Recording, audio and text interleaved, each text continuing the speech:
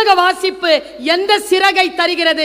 உலகத்தை நீங்கள் எதிர்கொள்ளக்கூடிய அந்த இலக்கை உங்களுக்கு தருகிறது என்றால் மிக நுட்பமான ஒரு ஸ்கில் லிசனிங்.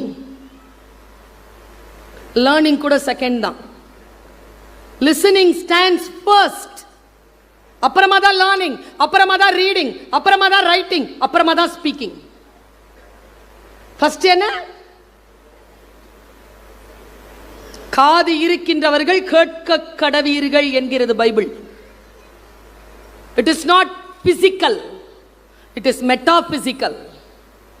கேட்கும் திறன், இந்த கேட்கும் திறன் இருக்குல்ல, அதை பத்தி சொல்ல வரேன். விருத்தாச்சலத்துல பொங்கல் விழா.